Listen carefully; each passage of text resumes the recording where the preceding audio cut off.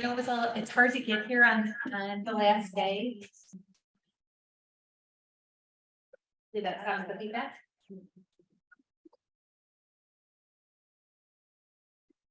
It makes maybe your body. Oh, I think I Do I hear it? I'm still looking for it. If you are on Zoom and able to mute.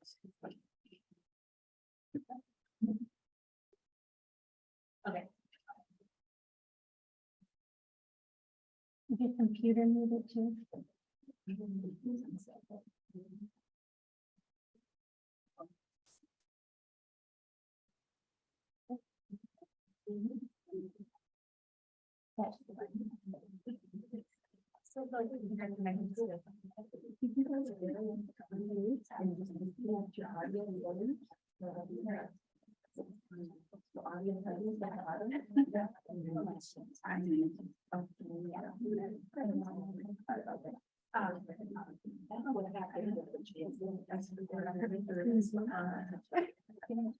It's not so last year, but it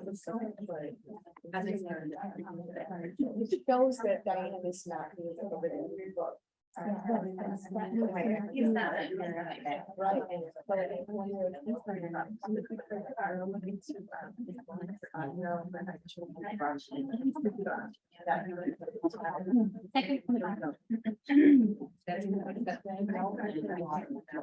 Yeah. Thank you.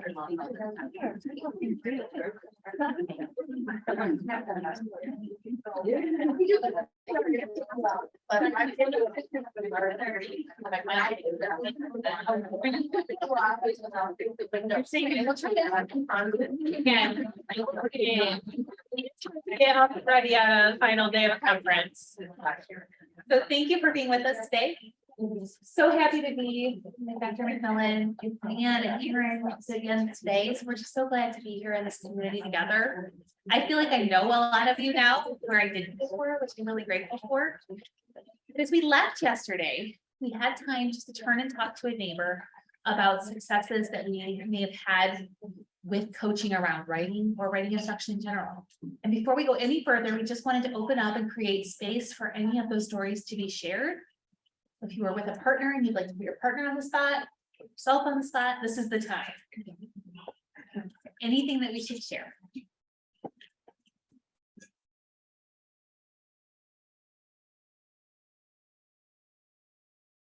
Practice my wait times.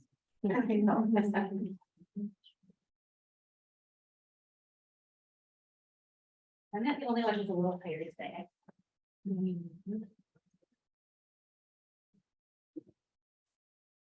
Well, we'll get started, and as we get started, if those ideas start coming to you, please feel free to interrupt us and share those just openly. We want to make sure that we're creating that space to tap into the expertise in this room. So never feel like you're interrupting. If you're on Zoom, I know it can feel awkward because sometimes when you unmute, it does sound awkward when you start talking, but please know that we understand that and we want to hear your voice. All right. So we're going to dive right into what high quality writing instruction looks like.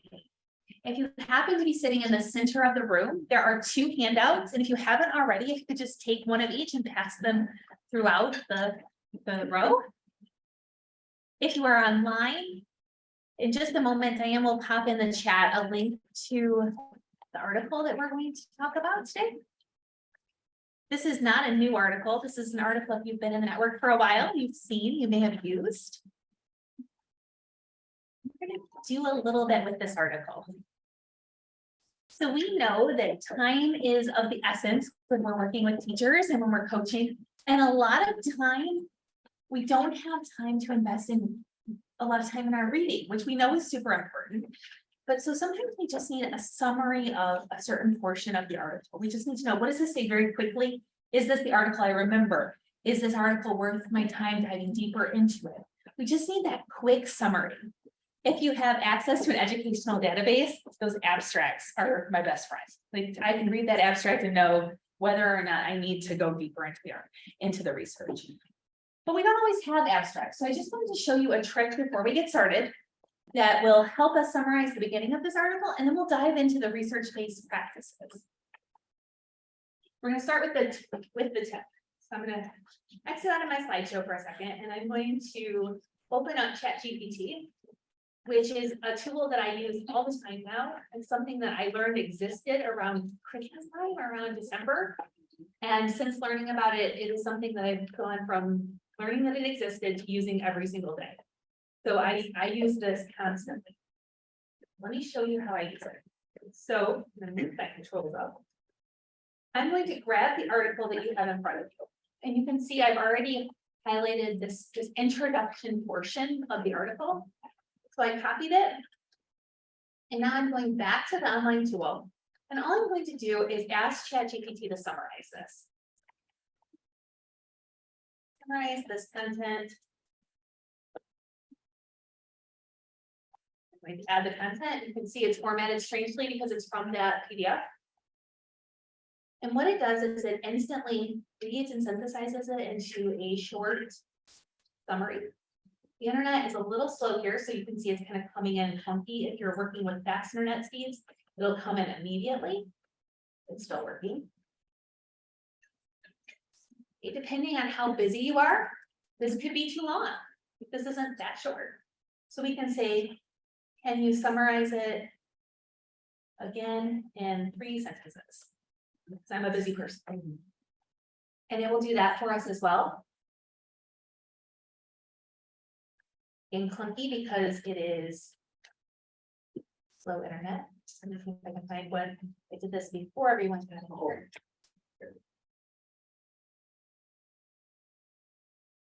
And it will do this for us as many times as we would like it to. It will also summarize it for us in poem form. It will summarize it for us in 10 words, give you 10 takeaways. It'll give you the information that you need. Here it is in poem form. So let's just read what it says. Bridging gaps in writing art, elementary teachers' vital part. Time devoted, wisdom employed, from novice words to skills enjoyed. Research spanning 30 years wide, evidence-based practices provide. Writing's magic they unfold, crafting tales with words of gold.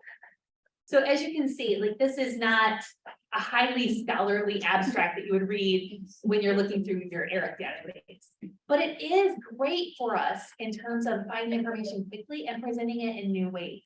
So especially if you're working with educators who maybe don't have a lot of time this afternoon to engage in an article, this could pique their interest and help them go deeper. So as we look at this first part of the article, I'm going to try and make this, see if I can make this a little bigger so you can read it. Give you just a minute to read this one little section right here in the middle.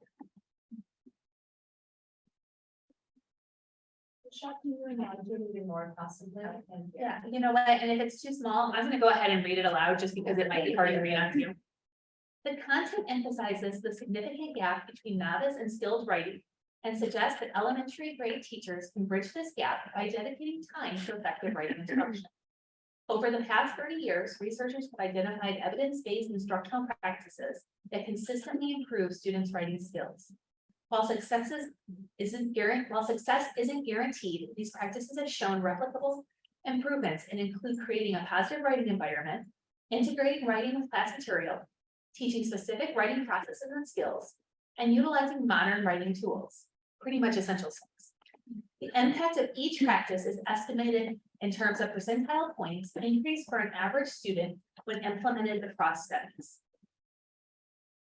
And so what that just provided was the first 2 pages of this article in a summary. But we do want to dive deeper into the article because there is no technology that can take the place of actually reading and thinking about the content and having discussions around it. But that I did want to at least introduce a tool that could help if you're trying to summarize something quickly or trying to figure out, is this worth the time to go deeper into?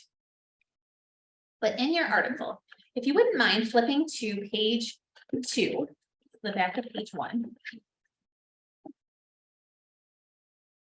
And in the bottom right-hand corner, there's evidence-based writing practices. The first one is writing. And as you go through the article, the rest of these that are on the screen show up. So these are the 6 strategies that they suggest when trying to teach writing in classrooms. So the first strategy is write. The second, write to comprehend and learn. 3, creating a pleasant and motivating environment. 4, facilitating students writing as they actually are composing it. 5, teaching critical skills, processes, and knowledge. And then the 6th, use 21st century writing skills. So when we think about these 6 things, we want to just dive in. And I think the easiest way for time's sake is just to number off by 6s. We'll start up here. We'll just number off 1 through 6. And then that'll kind of help us to know which part of the article.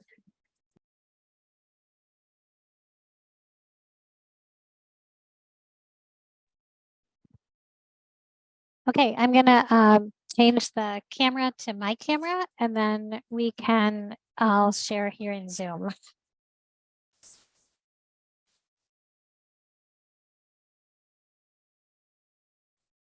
Okay, so if you're here and you can turn your camera on, that would be great so we can see who we're talking to.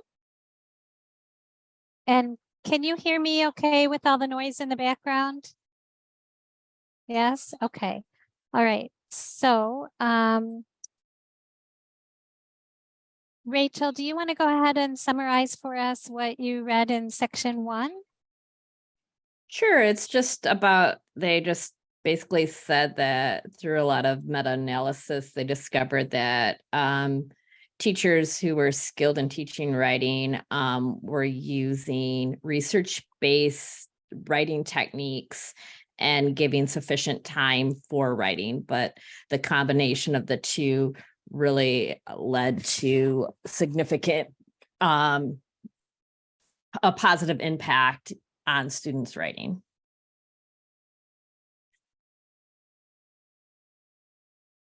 Thank you, Rachel. Diane, do you want to summarize what you read in section 2? Yes, I will.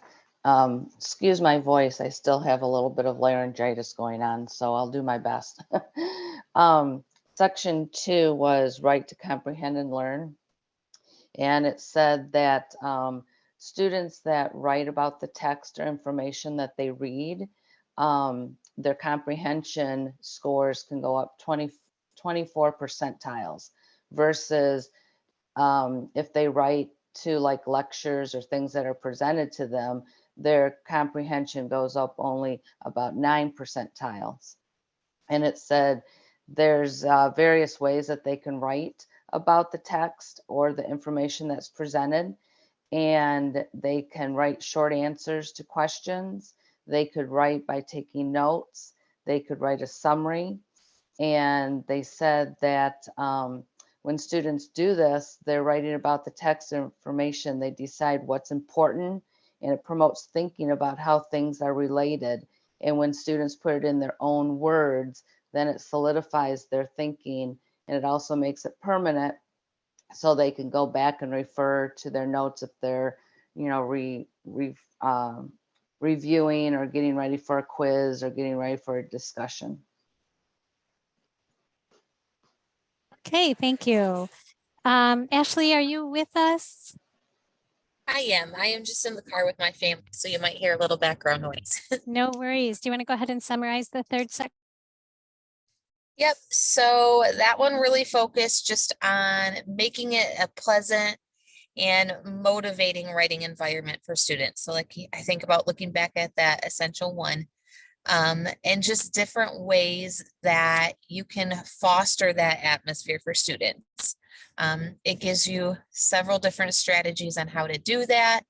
And then it also stated that when you provide that motivating environment for kids, they showed that 16 percentage points actually showed improvement in their writing quality just from creating that environment for students. Perfect. Thank you. Katie, do you want to do section 4? Sure. So section 4 was all about facilitating students writing as they compose, so really supporting them.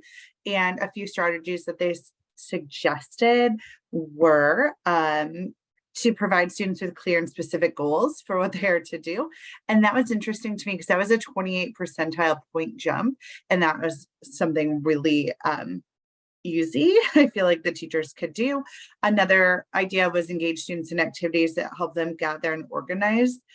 So before they write, what are we going to write? How are we going to organize it? That was a 21 percentile jump. So again, something really easy that the teacher could do to support their students.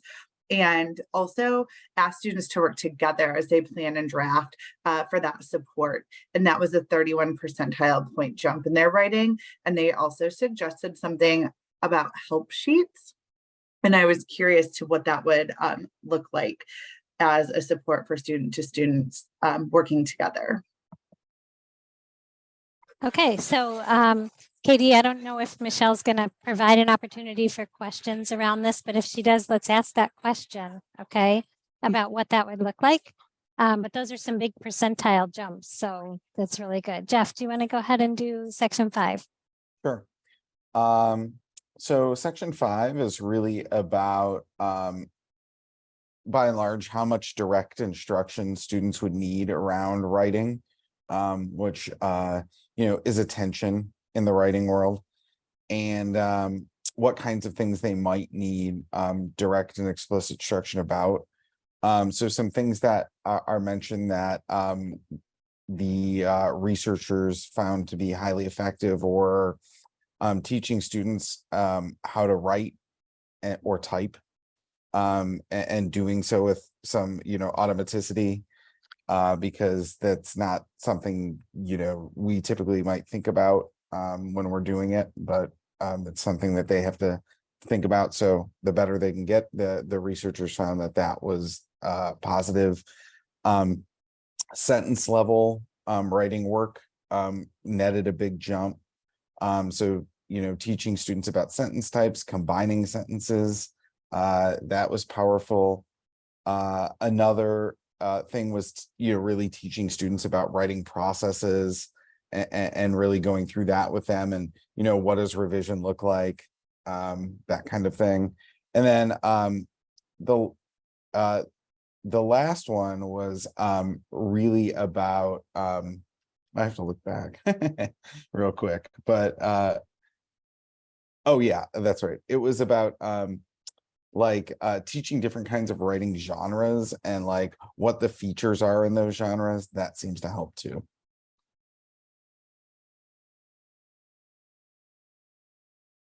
Fabulous. Thank you, Jeff. And Ursula's having some technical difficulties she's working on. But Helena, first of all, I apologize. I left the A off your name when I typed it in the chat. But if you want to go ahead and summarize section 6 for us, that would be great. Sure. Section 6 was kind of interesting to me because it had mentioned that by using word processing types tools, that there was an 18 percentile jump in students' ability with writing. They kind of noted some of the advantages of using programs, like moving around the words and making sure writing is legible. And they had stated that there's an expectation for the availability of different types of those tools to increase as they're developed. It did talk about the compromises that if students are slow typers, that can kind of impede their progress, or if they're unfamiliar with the program. So it was kind of interesting that Jeff had mentioned that as part of number 5, because as I was reading that, I was thinking, well, where would that be? And I'm just, in my experience, kind of thinking about, especially in lower L, the best way to kind of facilitate those tools for the younger students. All right, thank you. And that definitely is a challenge for our younger students. So many of them want to use the technology with their writing, but the typing skills and, even just knowing where the letters are on a keyboard not only impedes their ability to get the writing done, but it impedes their whole thought process if they're composing on a computer. Exactly. So. Yeah, I even remember in the classroom, just the calamity of changing the font size and the color taking over instead of the actual writing. Right, So right. it seems like you would need to have a lot of procedures in place for it to be used effectively. Absolutely. And I have been in districts, not many, but I have been in districts where they actually, have a computer class and they start teaching them in kindergarten how Mhm. just to keyboard, right? And definitely an advantage in those districts for the early L teachers when kids are coming to them already knowing how to type, and then as you said, Helena, it's, some procedures in place for, okay, we're not going to worry about font size and color and all of that until we're on our final draft or until, or go ahead and play with font size and color now and get it out of your system because then we're going to leave it alone, right? Just Mhm. figuring out what your kids most need to be able to manage that. So we have a couple more minutes, I think, before the people in the room here finish up. What other thoughts or questions do you have about this article? What stands out to you?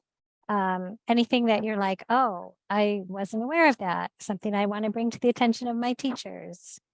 It just really, like, oftentimes when we're buying curriculum and sometimes handwriting is sort of forgotten about, and it just reiterates the point that it's so important for children to either be strong typers or have good handwriting skills so they're able to be successful in their writing. And I don't think people always really think about how that can positively or negatively impact a child's success in being a writer. Yeah. I'm sorry, I forgot to mute that time. So I'm sorry if you were hearing background noise when Rachel was talking. I apologize, Rachel. Somebody call my attention to it if I forget to do that and it's troublesome for you. So I think the handwriting thing is big. And that, I, as a third grade teacher at one point in my career, and it was at the point where there was a lot of debate about should we continue to teach cursive? And, so clearly in the K2 grades, we need to be developing handwriting skills. The whole cursive debate is another issue, but how much time do we devote to it if we are teaching it? So I don't know where your districts are with that, but certainly the basic handwriting skills are important in those early grades. So Katie put in the chat, the district I support, we were just talking about this, the fourth grade teachers are having the hardest time because their students' handwriting is so bad. So Katie, how are they tackling that? Yeah, so it's kind of interesting when you guys were talking about typing. So one thing that they are doing to combat that is more handwriting or more paper pencil than, because they're attributing a lot of that to COVID, that we went so far away from paper pencil that all we do is use our computers. So now we are trying to kind of even that balance and even a little bit more with the handwriting and going away from the typing and only typing like a final draft. And on top of that, we have a big push at K2 right now to be doing handwriting, and our curriculum has handwriting. So we're really going to push that out this year, make sure that we are explicitly teaching that to help our fourth grade teachers, because it is an issue, and we're hearing that the fifth grade as well. But it was just interesting. It went with exactly what you were saying, Rachel. So Catherine just posted a thought about wondering about chat GPT and how that's going to impact writing, particularly in the upper elementary levels. So Catherine, do you want to say more about that? And then maybe we can share some thoughts until we run out of time anyway. Yeah. Oh, I don't know. I'm just trying to still gather thoughts about what that means for writing instruction. So yeah, I was just sharing something that's just kind of ruminating in my brain. I have high schoolers and college students, and they use ChatGPT. I don't know. And I'm just curious how that's going to just kind of trickle down, and how we're going to, at some point we'll have to start incorporating it and maybe looking at it more as a tool, right? Like an editing tool for kids, but I don't know, it's just kind of lingering out there. I wonder too, Anybody What- has thoughts on it? yeah, I wonder, just watching Michelle this morning do what she did with the summarize the article. Because I'm not terribly familiar with Chat GTP. I haven't GPT, I can get this out correctly. I haven't done much playing around with it yet, but I'm wondering, aside from a tool for editing, are there other ways we can use it as a tool? Can we use it as a mentor text? Like, could we take what Michelle did with the summary and study it? How did Chat GPT summarize that article so that we can then look at summarizing another article, right? So are there ways we could maximize it as a tool? Hi, Haley. And you know, find creative ways to use it. And I think that's something that all of us are going to end up relying on each other for, right? People are going to come up with brilliant ideas for how to use it that would never have occurred to me in a million years. And I'm going to love and adore on those people. So any other thoughts about it?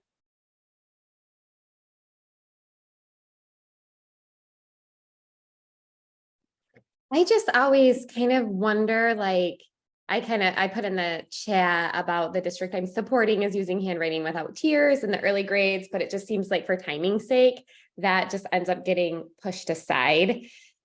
And so I struggle with, like, where do I encourage teachers to put their emphasis, right? Like, we have so much time in the day. And I've just recently heard, like, our third grade team, like, sputtering about adding in cursive on their own. And I'm thinking, like, is that really what we want to be spending our time with? That, you know, cursive isn't in the essentials. So it's just like an area I think I struggle with. I mean, of course, writing needs to be legible. We need to be able to read what our students are saying. I don't know, but at the same time, like, I'd rather kids focus their energy on writing and getting their thoughts out versus, you know, what their writing actually looks like. So I guess I feel torn on how to support. I think that struggle is real, right? We do have to devote time to handwriting skills, but they're not the high level skills that we really want to devote all our time to. So how do we find that balance? Jeff Right. shared an article in the chat. Thank you, Jeff, about shifting teaching pedagogy in an AI world. So I can, I'll ask Michelle if I can add that article to our resource page, but you might want to grab that link while we're in the Zoom so that you have it. It's Yes. it's actually not an article. He put together like a whole online module course thing. So it does cost a little bit. But maybe, you know, you can use your good advocacy skills to get your administrator or district to pay for it. It's $147 for lifetime access. But he, you know, he's really hitting on these issues around Chat GPT and what teachers can do in practical ways to respond, you know, without going full surveillance mode. Because, you know, at the heart of it, we still have to trust kids and believe in them. And so we don't want to we don't want to throw the good stuff out, but like, how do we respond? So that's an option out there. Have us rejoin Michelle if she's getting started again. So thank you all.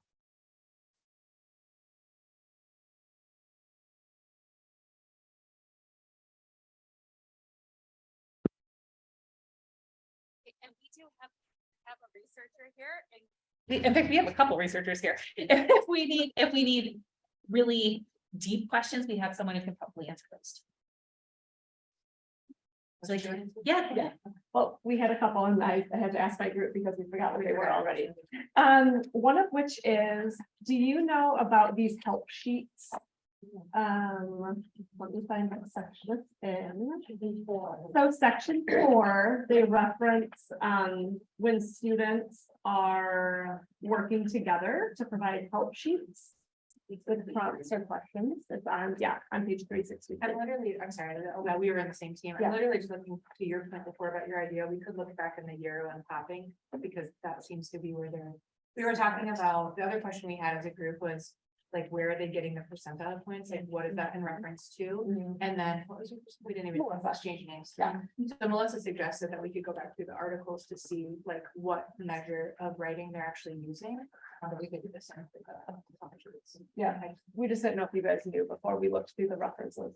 Did help sheets come up in anyone else's conversation? Yeah.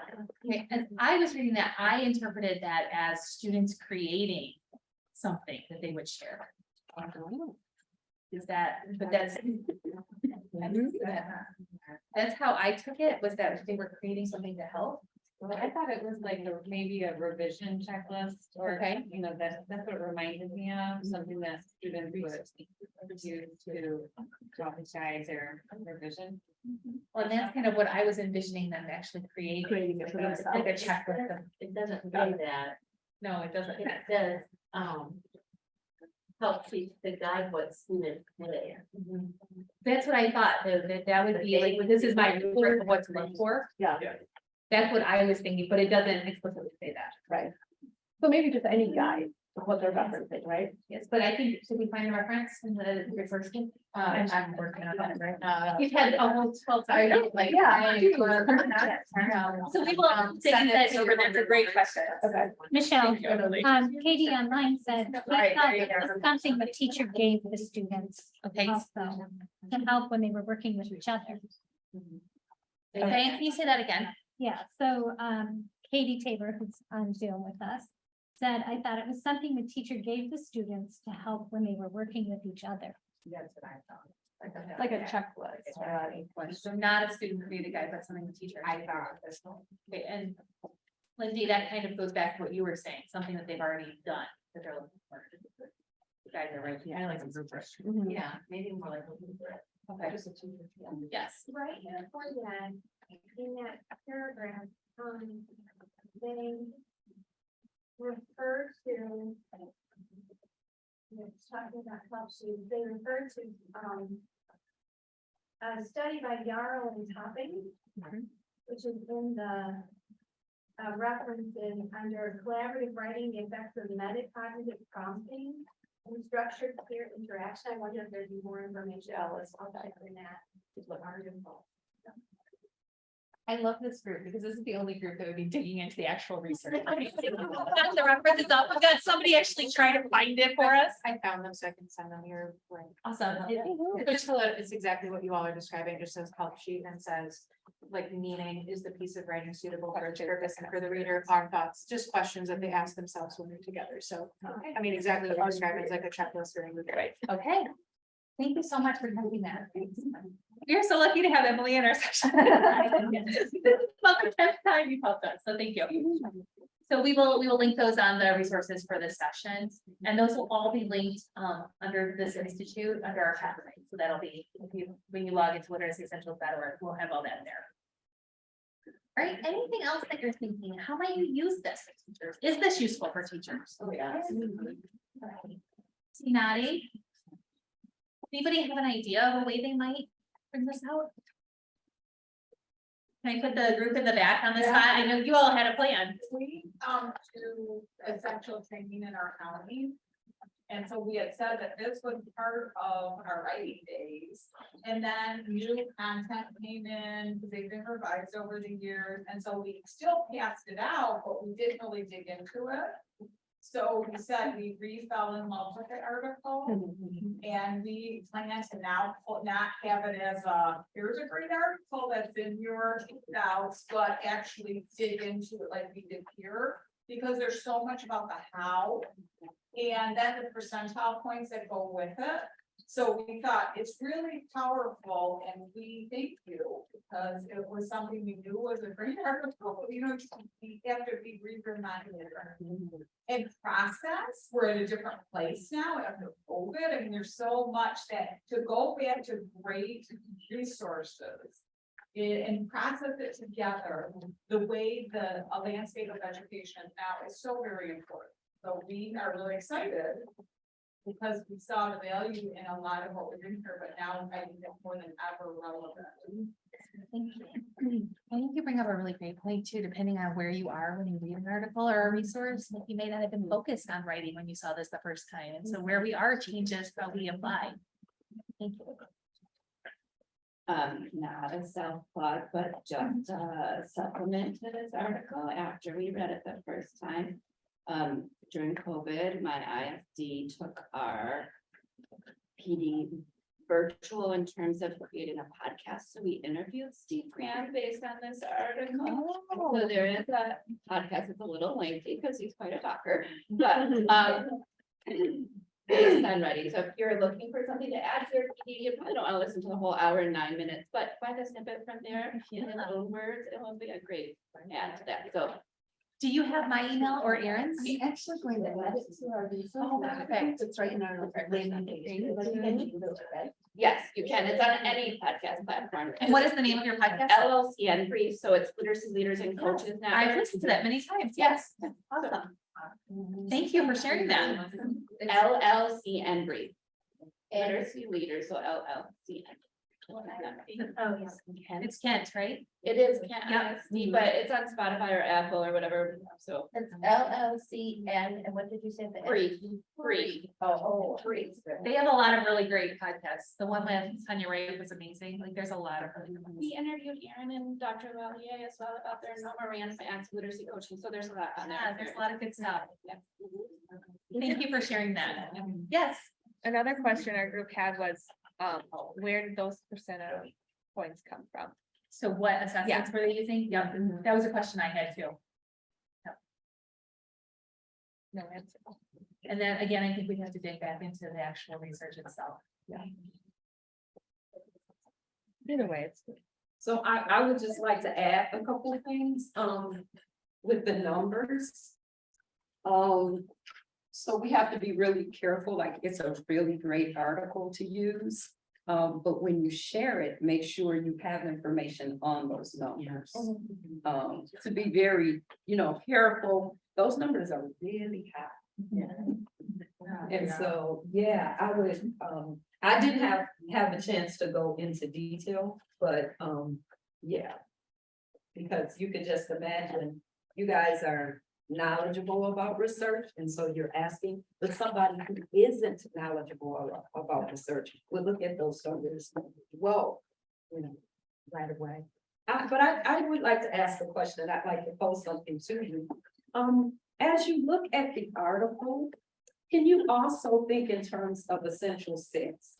Because one of the things that we do in the updates is really lift current research about whatever the topic is. So let's look at essential six while we're doing this.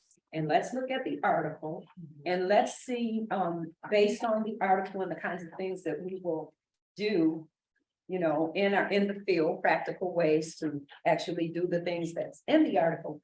What's missing? Is there anything missing that we can take from essential six and add it to what we're going to do with the article, those six instructional ideas? Is there anything missing that we need to make sure when we share it with teachers, they're thinking about that? Is that question clear? Okay, so let's think about that. We can have a conversation about it, or let me just give you a moment to take a look at whatever your number was. Number one, people, look at the essentials. Is there something that you need to make sure that you add to that so that we don't miss anything? One of the things we tend to do is it's that primacy recency kind of thing. So I love this article, so now this is what I'm gonna do, and that's it. So let's make sure we add all the other stuff in there. All right. I'll ask you to share it momentarily.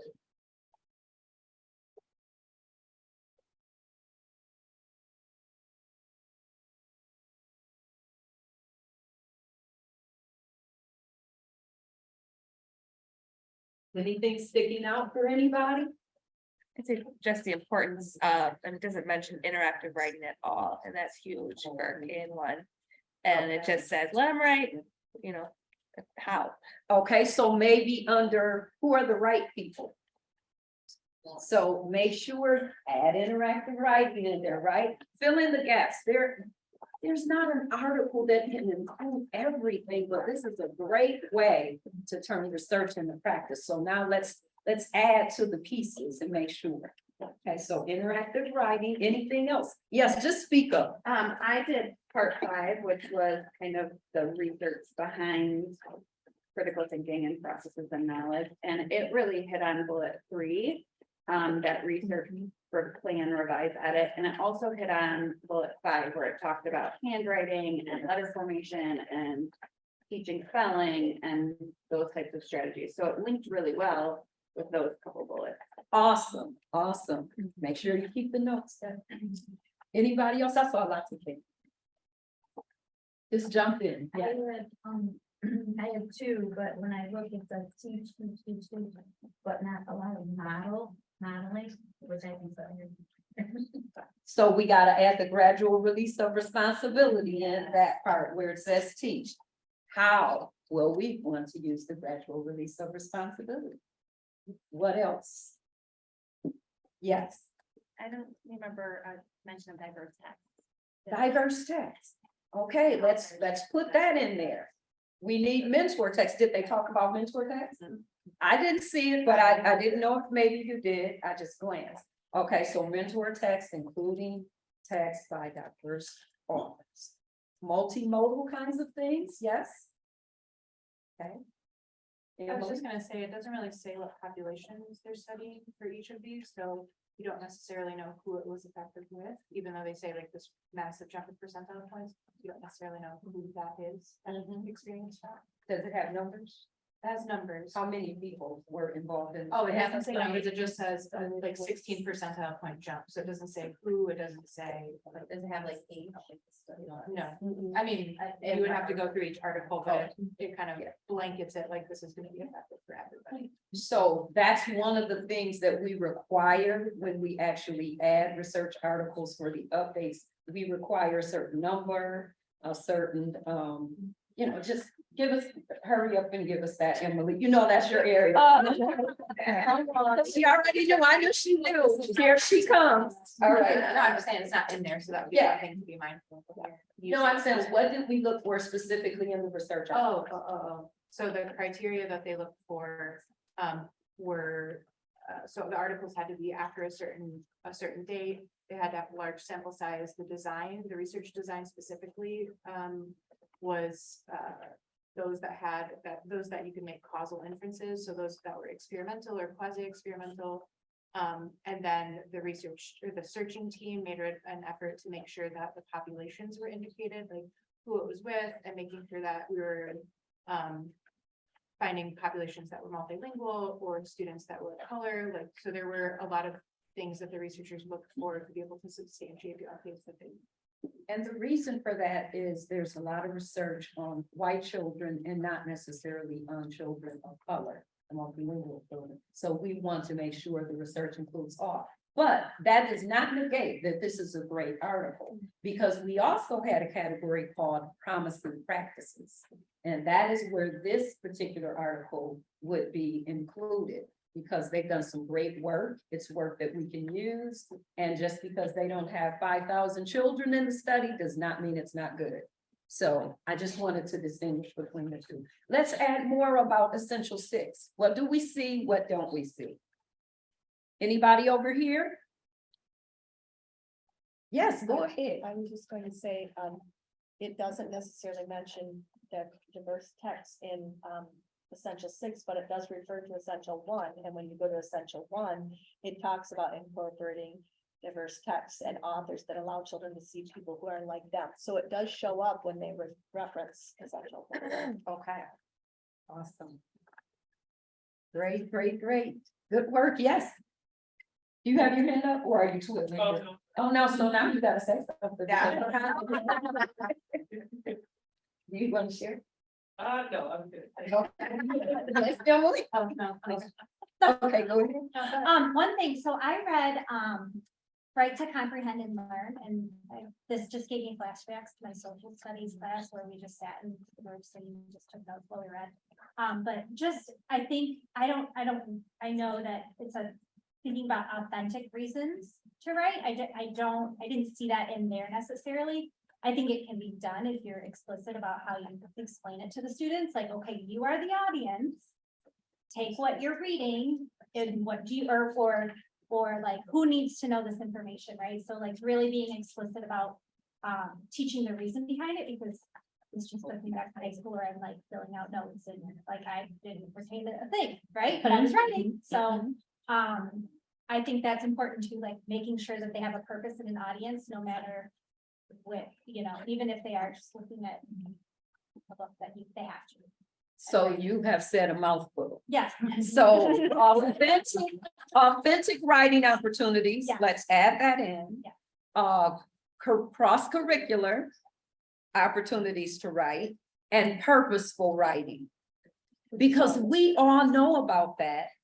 So let's add it to how we're going to use this article to sort of give us a framing of where we're going to go from here, because that's where we're going next. I just want to tell you that. Yes. I was just gonna piggyback off what you said. I read the first one, right? And in that part, it does It does allude talk to about that. writing for many different and real purposes. Writing for your audience, that type of thing. So. Okay, awesome. And see, isn't it interesting how we can read something and like with the help sheets and then get something different from it? So let's make it very explicit when we're sharing the article with whomever we're going to share it with, that we're going to add those pieces, okay? And put context around it. Anybody else? I read facilitating students in writing as they compose, and in bullet 3, they talk about having students collaborate to plan, revise, edit, and it just ties in really nicely with essential 1 author use for children to collaborate with peers, including editing and speaking, which is bullet 3 also. So I just started that connection, and I think I just like the way this article is set up. It's like these are easy shifts. Yes. Yes. To make if they're not already doing it at first. And you know, the thing about it is, it's so difficult to find something that connects research to practice. I love the article that it's actually talking about how, you know, because one of the things that one of my mentors often say is, you got to be able to tell teachers what to do on Monday morning. Like they can read all this research and we can have all these conversations, but what happens on Monday morning, right? So that's really important for us to have this kind of work. It's very valuable. Okay, I'm turning it back over to Michelle. I just wanted to know. I think I just turned it back to you. Oh, you're turning it to me. So, at Michigan State, we have this. Anybody from Michigan State? Anybody from Michigan State? All right. Okay, so Spartansville, right? We have this term in the, you know, in the doctoral program over the years. We always, after we've done all of this great work, right? And so the person will look at you and say, so what? Like, what are we supposed to do with all this? Michelle has brought us an article for us to connect research to practice. You so brilliantly looked at Essential 6 and added context so you know how to do all of this. Now, so what? What are you going to do with this? Where do we go from here? Do you go back wherever you're from and go back to whatever you were doing, working with whomever you were working with? Or are we going to do something differently? You know, there's the term insanity is doing the same thing over and over and expecting different results. Great. So we started off with the question, how many people are really doing writing? And there were a couple of people who raised their hands. So now we've shared lots of different things. What we want to do now is pass these questions. We're not going to focus on those so much, but you can look at those at a later time. Because what we're going to do is move to an action plan. I'm of the belief that, you know, if you don't plan it, it won't happen. My dad used to say, plan your work and work your plan. So that's what we're going to do for the rest of our time together. We're going to ask you to actually develop an action plan.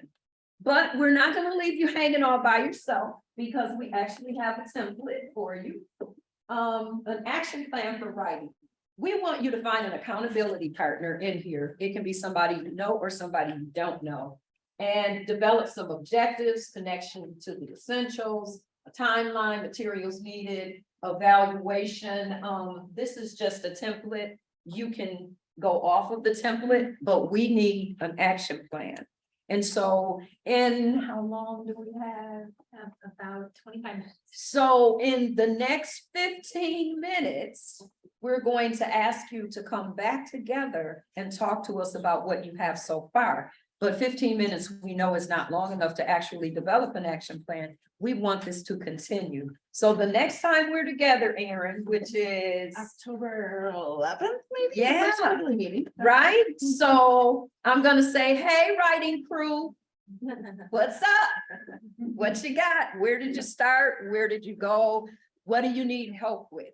But the only way to get going, guys, is to actually plan to do it. So I'm gonna stop talking so you can find your accountability partner and maybe somebody from across the way, sort of something they said resonated with you. You don't have to be with your buddy who you're with right now. So figure out who you want to hold you accountable and let's go for it. All right, thank you.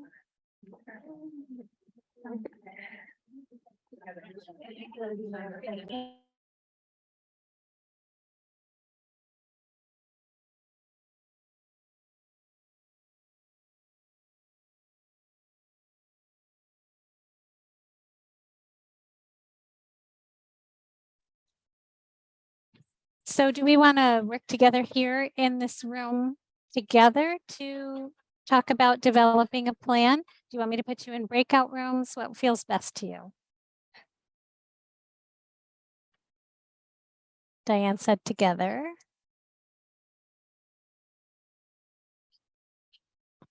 We can do a combination too. If somebody would prefer to pair up with somebody, I can put a couple of you in a breakout room and the rest of us can stay here. We're a small group, so.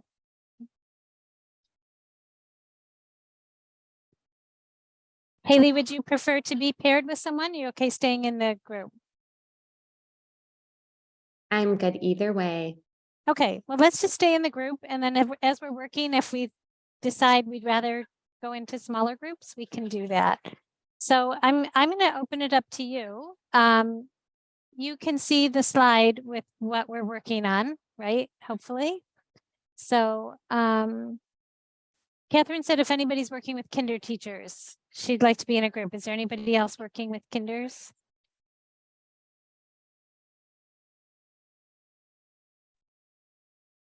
Not specifically. I'm working with K1 teachers, so I'm flexible. Okay, so Catherine and Ursula, do you want me to put you in a group together? That's fine. Okay, I'll go ahead and do that. Okay.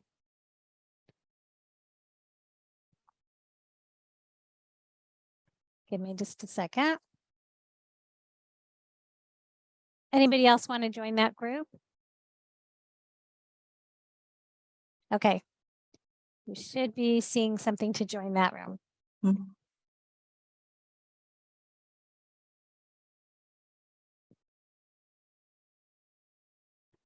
Okay, so I'm going to turn it over to you. I'm going to let you guys just converse and talk and let it flow as it flows. Okay.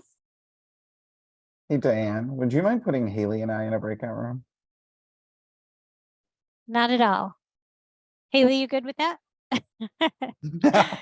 Yeah. Yes, I just have some secondary kind of questions, and Jeff was really helpful with the module work for the K-12 essentials. So I just would be interested in picking his brain a little bit more if nobody else wants to hear secondary. Okay. Thank you. Yep.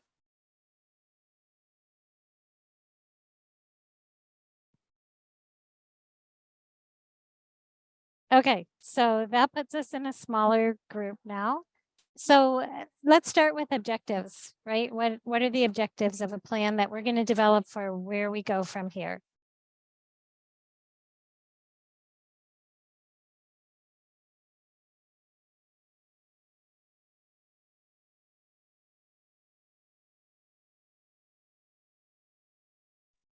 So I don't know if this is helpful, but the district, so I support 3 elementaries in one district, and we are K4, and they have a district-wide goal of writing this year. So we are really all in on writing, which is very exciting. And so this summer there was a writing team that got together. And so one of the things that we did is made a gold standard, or we're working on making a gold standard in writing. So K4, what does this look like? To use our curriculum, where are missing pieces with the essentials? And then, oh, by the way, what does this look like in kindergarten, first grade, second, third, and fourth? So we're kind of along this journey. I feel like we've kind of hit some of these, except for number 5, we're not quite there yet. But it was really helpful to work with a team of teachers that are in there doing it with the curriculum. And then I came in with the essential knowledge on where, what is missing in the curriculum. Similarly, our district, the collective coaches have identified writing as one of our objectives to help increase our students' success. We've just very much started, and at the same time, we've adopted a new tool for curriculum that has a writing component embedded in it. So we're kind of pivoting between like a new curriculum adoption and trying to come in and support teachers. So I guess my mind is all over the place right now, and I'm just trying to gain a little clarity on what my objective at this point should be. So all of your thoughts would be very helpful. Is anybody else in the process of adopting new curriculum? That brings some real unique challenges, right? Because you're adapting a curriculum you're not terribly familiar with yet. So how do you incorporate all of this into something that you're still foggy on yourself? So yeah, please share your thoughts and ideas.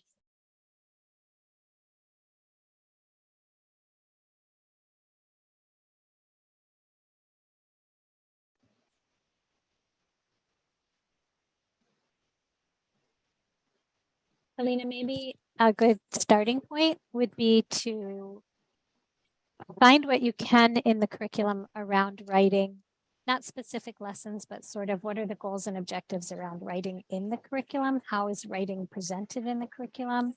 And do an analysis on that with Essential 6 to see what's there, what's not there. And maybe part of your objective then is to provide professional development or coaching support for teachers around, okay, here's what the curriculum gives you, but let's look at Essential 6 and piece together what's missing, if there are things missing, which pretty much there are in every curriculum, right? So. Yeah, Helena, that's what we did as well. Our curriculum has the writing component. And so we looked at what does the What Works Clearinghouse say? What does the Essentials say? And then where did we find those in the curriculum? And then we really focused, there's a decent, there's a couple holes, some very large holes, but like what is one low hanging fruit? So one thing is just making sure we're writing every day. So that's what we're really going to start with. So starting with something really small, I just need everyone to write. And then we can talk about purpose and genre and all of the other things that are also missing, but at least you have a writing curriculum, right? So I think that's really good advice that Diane gave you. And we, started that work this summer, and we also did that same work with small group, and it was really powerful to have the team go through it with myself.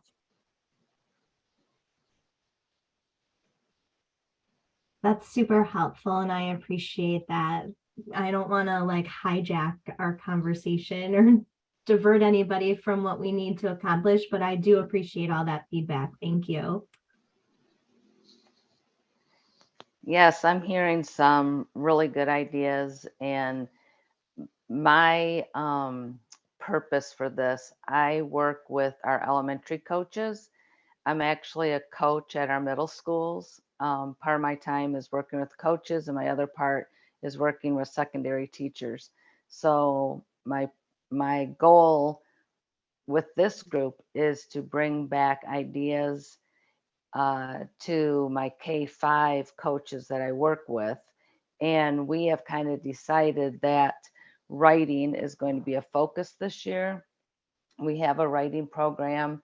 We have a reading program that has writing in it, but we also have a separate writing curriculum.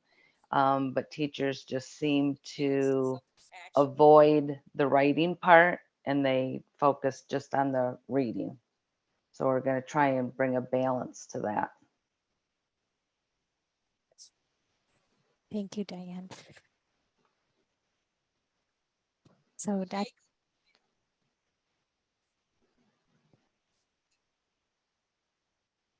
Dr. McMillon just paused everybody and said, we've done a lot of talking. Now let's write. So I don't know if you could hear what she just said. I'll share with you in a second. She said, let's start to write your action plan. So this is just individual. You can just jot down thoughts. It doesn't have to be a formal plan. What she said that I laughed at was she said, and then I'll have all of you turn it in at the end. And then she said, just kidding. So, but go ahead and just take this time to kind of think through where you want to go from here, knowing your audience, people that you are supporting and working with.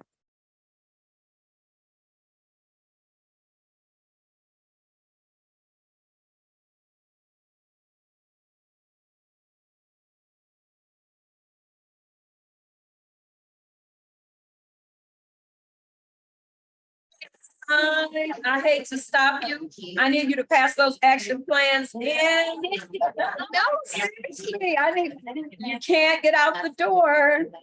No, I'm gonna keep you here. All right. So, anybody want to share at all? Maybe one person over here, one person over there. In the back. Oh, yes. But, you're moving your hands. You're going to talk to us about your action plan. Come on, tell us about that action plan. Together, we're from the Tennessee ISD, and we kind of did it broad because all of our teachers in the grade levels we work in have different objectives. Okay. So our GISD wants us to do a writing objective around science and social studies to also complement what they're asking us to do here. So we wrote one around that. And then we've asked each other to do work with two different teachers to do 2 cycles around writing, and based on what our teachers need and what they're looking for. So they were a little bit broader, but we kind of spaced them out because we have some teachers, especially kindergarten, that are not interactive writing, but want to know more about it. So a lot of us are doing interactive writing right now with our teachers. So we kind of wrote them, but broader. Awesome. You got my mind going in so many different places. So by December, that's when we want to have 2 done by December. Challenge ourselves. So all of this wonderful work that's happening, I told you I don't know the political landscape. Emily knows that I'm getting ready to go somewhere. I don't know the political landscape of literacy coaching and all of that. But when you do all this great work, do you write it up and submit it somewhere? Yeah. You do? Where do you submit it? Documentation, and then we also have our personal log. So literacy coaches in Iowa can read your information? No. Okay, well, this writing group is gonna turn into something else, I'll just say that. Because that's way too good to not share with somebody else, not just amongst yourselves, but oh man, there's so many ideas floating in my head right now, right? Okay, so somebody on this side, yes. So it's coming from an ISD presented example, and for any of the in the group that knows, we used to do a lot of work with many people creating big presentations at a county level. The editing process, sometimes either time, right? You all have your day jobs, but also the connection to the material. So what we talked about was radical change, taking what we learned, and not just here, but with the essential edit, And how can we go in a very short time frame, because we're starting yeah, in September, how can we really look at and just very fearlessly, the resources, the materials, our timeline, because we have 2 days for writing, connection to the essentials, because we want to be able to, we love the fact that we said that article's great, but then get them in the essentials. So what better, because you know, when you do a presentation, get them into these documents that are very research based, they go connect to teacher, but getting them in to the language that's actually in there. So we don't have as much written because there was a lot of brainstorming, but how can we be courageous and radical, keeping to the essence, because we have good presentations, they could be that edited and people would learn a lot. But how can we take what we did here and bring it back to our group and our excellent presenters and be able to just tighten it up and bring the best new information and the best resources. We're not exactly sure. That's awesome. My goodness. Whoa, I feel like we should stay like 3 more days and we can change the world. But I know we all have to go. I love that term, radical change. You may hear that again. So what's your name? Kathy, you may hear. If I could, I would change a couple slides that I'm going to be present. Radical change, that's powerful. So I just want to applaud all of you for your presence. My goodness, this has been so exhilarating. And finally, I want to go to the next slide because many of you have asked me about accessing the Rooted In material. I'm going to tell the full story in the next session, and we don't have enough time for me to share it right now. But I do want you to know that if you email me at Dr. Thompson McMillon at rootedin.info, that my son Joshua, when I spoke with him last night about you and told him all about you wonderful people and all the great work that you're doing, he said, Mom, give them total access, right? For free. So I feel like Oprah, you get access.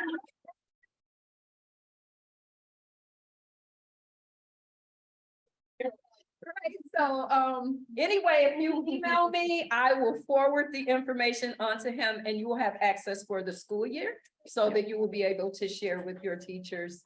And thank you so much for being here with us. I enjoyed working with Michelle and Erin and Diane and all of you. Now I'm turning it over to Michelle. I'll just say goodbye. I'll see you in the main section. They were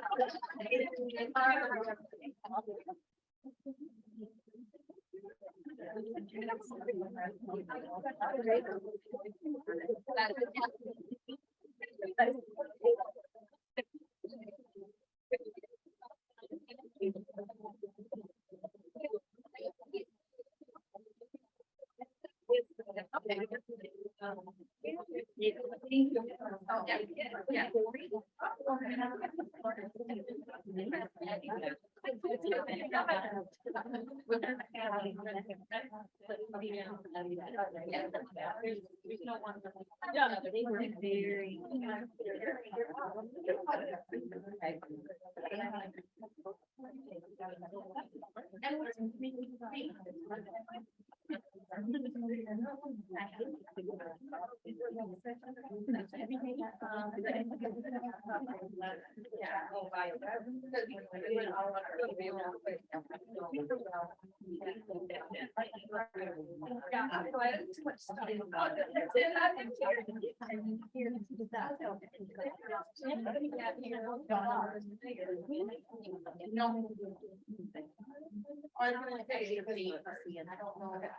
Mine has highlighting and writing. So this is